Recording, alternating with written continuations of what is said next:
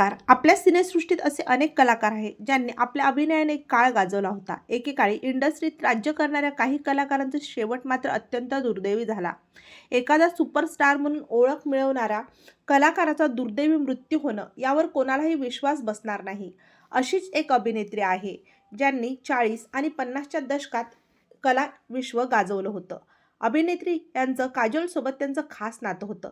या अभिनेत्री म्हणजे दुसऱ्या-तिसऱ्या कोणी नसून अभिनेत्री नलिनी जयवंत या आहेत. त्या अभिनेत्री काजोलची आजी शोभना समर्थ यांच्या बहीण होत्या. त्या नात्याने नलिनी या काजोलच्या आजी लागतात. 40 आणि 50च्या दशकात नलिनी जयवंत हे हिंदी चित्रपटसृष्टीतील गाजलेलं नाव होतं. अभिनेते दिलीप कुमार यांच्यासारखे अनेक दिग्गज त्यांचे चाहते होते आणि त्यांच्यासोबत प्रत्येकजण सुपरस्टार अभिनेत्री म्हणून काम करायला तयार असायचं. त्या काळातील प्रत्येक हिरोला त्यांच्यासोबत काम करावंच वाटायचं. ह्या लोकप्रिय अभिनेत्रीचं खासगी आयुष्य मात्र अतिशय दुःखात गेलं. त्यांचे शेवटचे दिवस अत्यंत वाईट परिस्थितीत गेले. शेवटच्या दिवसात त्यांच्याकडे घर चालवण्यासाठीही पैसे नव्हते. निधनानंतर त्यांचा मृतदेह 3 दिवसांपर्यंत सडलेल्या अवस्थेत होता. 3 दिवसानंतर त्यांच्या मृत्यूची माहिती मिळाली. नलिनी यांनी 2 लग्न केली. त्यांचं पहिलं लग्न 1945 साली वीरेंद्र देसाई यांच्यासोबत झालं, पण 1948 मध्ये त्यांचा घटस्फोट झाला. त्यानंतर 1960 मध्ये नलिनी यांनी अभिनेते प्रभुदयाल यांच्यासोबत लग्नगाठ बांधली.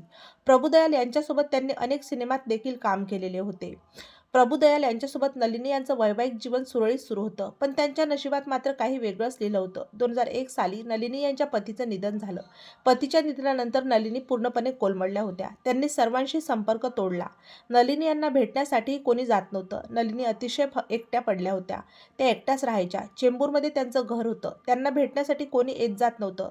त्यामुळे नलिनी यांच्या निधनाची माहितीही कोणाला समजली नाही. नलिनी यांच्या मृत्यूनंतर 3 दिवसांनी एक व्यक्ती रुग्णवाहिका घेऊन आली. त्यावेळी त्यांच्या शेजारच्यांना त्यांच्या निधनाबाबत समजलं. त्या व्यक्तीने स्वतःला नलिनी यांचा नातेवाईक असल्याचं सांगितलं होतं आणि तो अभिनेत्रीचा मृतदेह रुग्णवाहिकेतून घेऊन गेला. पतीच्या निधनानंतर नलिनी यांनी कोणाशीही संबंध ठेवले नाही. त्यांच्याकडे काम देखील नव्हतं. काम नसल्याने त्यांना मोठी आर्थिक चणचण भासत होती. आर्थिक स्थिती ढासळल्यामुळे त्यांच्या दररोजच्या जेवणाचीही भ्रांत होती.